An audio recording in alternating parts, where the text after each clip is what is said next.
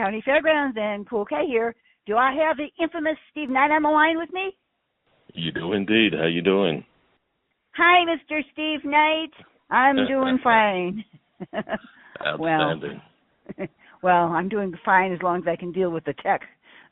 Let me put it that way. Yeah. That's always one of those things, isn't it? Technology always gets us in the end. Oh, I've been at this since 1998, and yeah, it's gotten a lot harder. Okay. You'd think it would get easier, wouldn't you? Not according to AI. True. Anyway, so you're a magician and a mentalist. How long have you been doing that?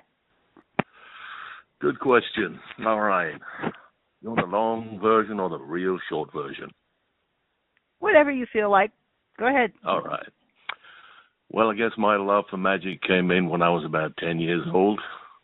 Okay. And it kind of grew from there. But like most things, you lose it for a while. You come back to it, life and things like that. And then when I was 17, I joined the Navy, and I did what I did. And then when I came out, I worked in Hollywood for a while, building sets on the back lot of Paramount Studios. Oh, okay. From there, I became a stuntman, and from there, I worked night school to become a cameraman and get into the film industry.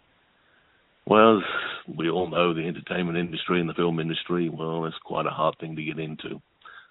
So I skirted around the edges for a few years, but occasionally I'll go up to the Magic Castle and bump into a few people, and somebody convinced me 20 years ago, if not a little bit longer than that now, that I had something when it came to magic and I should do it for a living. Mm-hmm. Well, I hummed and hawed for a bit, and then I decided, you know what? I think there's something to this magic. So that's how long I've been doing it. So that's the kind of medium length answer I can give you. So yeah, about 20, 25 years. You know, I've interviewed a lot of magicians, and they always tell me, too, that they get interested in magic when they're younger, and that's how it first started. I've heard that a lot. So, yeah. Okay. Pretty true for the most part, I guess, or they get a box of tricks from their grandparents and something like that. For me, it wasn't like that. I was at school, and I guess I skipped over I think the most important thing for me. And I was fascinated not by the magic that I saw at school. The faculty put on this show for us kids. What I was fascinated by was the fact that the faculty didn't have a clue what this guy was doing. And these guys were teaching us. And I was looking at the magician, looking at the faculty, and I said to myself, I want to be able to do what that guy does, because he's fooling these smart guys that are teaching us stuff. Yeah. That's what got me into it. Yeah. I've kind of heard that before. That fascination. Yeah, I've kind of heard that before, too. I could tell you a bunch of stories about that. Okay, so you became a magician, and do you remember what some of your first performances were and where they were at? Yeah, some of them weren't that good, if I'm being honest. But that's how you learn. Yeah. I did plenty of practice, and I was doing this, that, and the other, just to try and improve. A lot of it was for the guys when I was in the Navy. So I did little shows here and there. I would get asked to go and do some stuff for some local children, so I'd do some magic there, and then I was asked to do this, that, and the other. As you do, you grow with experience. So you do a lot of small stuff. I guess for me, what really hit my stride was doing a wedding. Oh, that's unusual for a magician to start with that, like that. Yeah, and that just fascinated me immediately. The kind of results that I got from that, and the love of the people that I was experiencing. If you think about it, everybody's there wanting to have a good time anyway, and there's this guy walking around doing some extraordinary things, and it's a win-win situation. You're not having to fight for your audience so much because they're already wanting that great time. So for me, it was like, whoa, this is good. I like this. I want more. Okay, but you're a magician and a mentalist. How did that come about?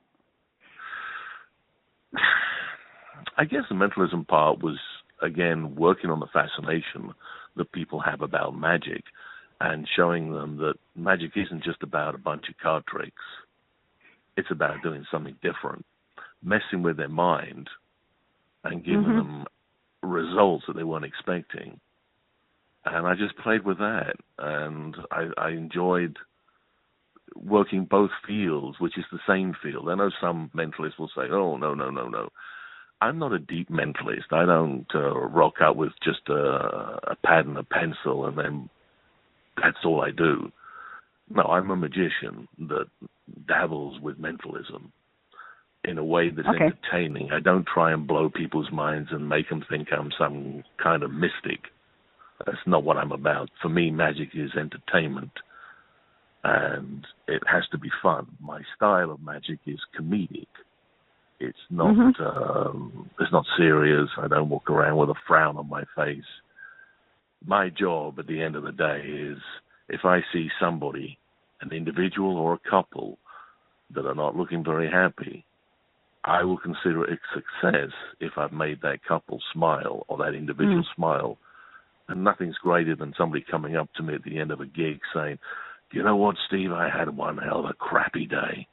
But my God, did you put a smile on my face, you son of a bitch. That's cute. Yeah, that's cute. Good. I have to ask this question, too. Well, first off, are you married? Are you married? I was. I've now been divorced 6 years. My wife thought I paid too much attention to magic, not enough attention to her. That's cute. Hey, what can I say? You got kids? Yeah, I got two. They're both grown up. My son's 25. My daughter's 3 years older. And they're great kids. They really are. They're grounded, solid individuals. And I couldn't be prouder of them as a father. So what do they think of you, your magic? That I'm nuts. I've heard that before, too. Yeah, no, they're pretty understanding. And and you probably heard this one as well, where I would say to my son, hey, Michael, check this out. He goes, oh, Jesus, Dad, not another one, please. Come on, give me a break. I've seen that, or a version of it, and da-da-da. And my daughter was the same. So they were never that enthralled by, oh, my dad's a magician, folks. It was more like, yeah, he does this thing called magic. Yeah, that's how they would sort of react with their friends. Now, their friends were more into it, but as kids, they were, yeah, okay, Dad does magic, and we'll leave it at that. They were more proud of me when I would tell them about stories from the movie industry. That fascinated them more. But, yeah, that's the way it goes with kids, I guess. All right, so I always ask this question, too. Do you regret doing this? Have you had any bad experiences? As a magician? Yep. Nope. Oh, cool. None whatsoever. Okay, I mean, you hear stories of hecklers giving you a hard time and stuff like that. But I had the opportunity once in New York to meet Joan Rivers. And we had a long conversation about hecklers. I don't remember how it came about, but we were just chatting in a bar one day, and she knew that I was doing magic, and I recognized her, and we had a long chat. And she told me about a story that she had, an event that took place. How well known this is, I don't know. And she described that she was on stage, and the show was going well for her, and this heckler started, and Joan Rivers did what Joan Rivers does. She cut him down with her tongue, and she eviscerated him, literally. Now, the audience, she said, was with her in the beginning, but she went too far and turned the audience against her. And she learned a very valuable lesson, and that lesson she passed on to me. And I've never forgotten that. And in the very early days, when you're sort of fresh-faced, you're going to get somebody heckle you. Now, I've only ever had it twice. But on both occasions, I remember what Joan Rivers had said to me. And I decided not to be the guy with the sword in his tongue. I turned it around and I said to the guy, "Hey, what's your name?" And he said, "John." I said, "All right, John, why don't you come up on stage and join me?" Everybody gave John a big round of applause as he joins me up here. "Come on, John, you've got to be brave." And I brought him on stage, and instead of making him look like an ass, like some magicians might, I made him out to be the hero. And on that particular occasion, he came up to me at the bar at the end of the evening and said, while he could still stand, and his words weren't too slurred, he said, "You know what, I apologize for being a real butthole." And I said, "Yeah, no worries, man. It's fine." Good for you. I learned the value of being kind, even when someone's trying to cut you down, is far more valuable than being a butthole yourself. So I thank John Rivers for that. Okay, so what were some of your first bookings? Which bookings do you remember that you've done that you've enjoyed the most, and where? Well, some were in L.A., which was quite nice. I got invited to some private parties in L.A. Mm-hmm. And restaurants. But like I said, the most memorable was when I came to the UK and started doing weddings. I'd never really done a wedding before. And on this very first wedding, the people were so wonderful. And it was just an event that blew my mind. So, yeah, I think definitely, I think if I have to pick one, there was a wedding in Twickenham, which is just outside of London. They call it West London. Okay. And there were a lovely couple in their 30s getting married. So, yeah, that one really stands out in my mind. Quite an emotional event as well. You've been all over the world? Yeah, I have been very lucky and plied my trade at various points around this globe. And just about everywhere I've been, it's always been met with love, with charm, with dignity. So, yeah, I consider myself very lucky. Are there places you'd like to perform at that you haven't had the opportunity?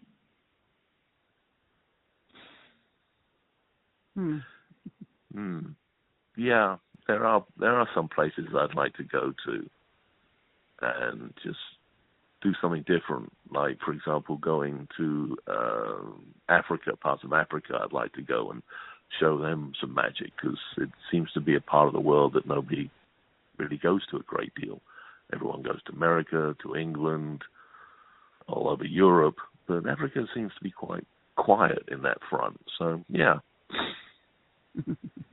I have I don't know, places like that. I have a dance troupe that I correspond with all the time, out of a kids dance troupe from a orphanage from Uganda. They performed on Britain's Got Talent one year. So I have correspondence there. So it's kind of neat. Yeah, it's kind of neat. Okay. Okay, so what are some of the best experiences? Well, you've told me some of the best experiences, but what are, you did a lot of different high-name ticket things. And, which one? You want to name some of those? What, you mean like Oracle, IBM, Hilton, things like that? Yeah. Yeah, no, they contact me and say, "Hey, we've got a corporate event. Would you like to come along and ply your trade and amuse us, bemuse us, blow our minds?" And I have to say, all corporate events that I've ever done have always been extraordinary. The people that I've performed for have been very accommodating, very kind, enthusiastic, always made me feel extremely welcome when I turn up, and the guests have always been wonderful. So I don't know whether it's just charm or what it is. People say I have an ability to get away with things that other people might not. That's not fair. Yeah, it's just something the way I can talk to people. I was invited many years ago to do a, dare I say the word gig, but I was invited to do a Queen's Garden Tea Party event. I wasn't the only magician there. There were a few others. But I was very privileged to turn up, and of course, when you do turn up, you're fully accredited, et cetera, and you've and you're taken to one side and told all the do's and don'ts, what you can say, cannot say. If by any chance a member of the royal family talks to you, you speak only once spoken to, that kind of thing. Nothing evil, nothing sort of archaic. It's just politeness. So in case anybody doesn't know manners, then they will instruct you. And I thought that was fair enough, and I understood that. So there I am doing my thing, and without realizing, I'm engaging with members of royal family, some that I knew and some that I didn't.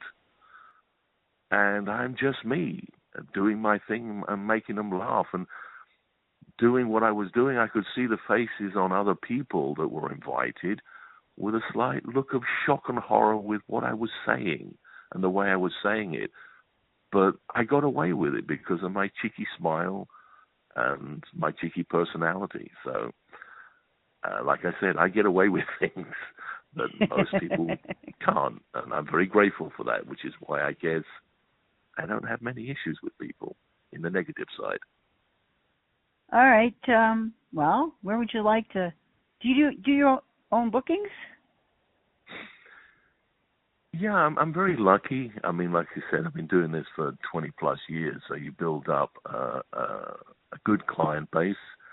So I have a lot of repeat bookings, which is really tremendous. And if I didn't take any new bookings, I could live off my old bookings quite happily. But I'm one of these guys that likes to strive and find new people and go to new places and new events. Mm-hmm. But it's really nice when you built up this base, this core base of clients. And I don't know whether you've heard this before, but when you perform magic, it's not like a singer. Everybody that loves a particular artist wants to hear a song. They have their favorite song, and they demand the artist sing that song. Whereas a magician, you don't want to keep performing the same, pick a card, any card, and I'll find it, because to people that's boring. I don't know why. Yeah. They'll listen to the same song a million times, but you try and say, pick a card, any card a million times, and they'll throw you out. Like a one-trick pony. I don't know. It's just a magic thing, I guess. But what I've discovered over the years, that certain clients have this wonder of, oh, Steve, you know, last year when you did this thing with my wife, can you do it again and show my friends? And I started to think, wow, this is cool. This is like a song that they want me to sing again. They want to see the same bit. And I've had a client now for the last 15 years that I have to do 3 effects. I don't really like calling them tricks, but, you know, I'm not hung up on the word. I have to do them. Every single year I've got to do just these 3 that he really loves. And I can do anything else I want, but I've got to do those 3. And those are his favorites. That's like his top 10 playlist of music. I've got to do these 3. And to me, that's fascinating and rather lovely at the same time, that people kind of hook onto something. So, yeah, I'm very grateful. Okay, so how do people book you? Okay, well, they can find me on the internet, SteveKnightMagic.com. They can find me on Facebook, Instagram. That's probably one of the quickest ways to find me. There's a booking page there. They drop me an email, and I can always get back to them. So it's so simple. Websites do still work. So SteveKnightMagic.com. Yeah, excuse me, I'm just laughing. we could debate that. Okay. Yeah, well, yeah, it is what it is. I mean, like I said, word of mouth is another strong thing that gets people calling a lot, which is, again, I'm very grateful for that. But if you're going to ask me for how does a young guy, girl, for that matter, get into magic, it's hard. It really is hard. You've got the internet, you've got YouTube, but it's not that easy. Nothing is as easy as it once was, I guess. But I suppose it depends on your perspective. Well, I've interviewed a lot of magicians and a lot of famous magicians. So I've thoroughly enjoyed talking to you, and I'll add you to my list, and we'll get this up and get it posted. And let's see if you get some more contacts. Hey, I appreciate that, really do. Thank you, Mr. Steve. Thank you for having me on your podcast. Much appreciated, and God bless to everyone. Bye-bye. Bye-bye now.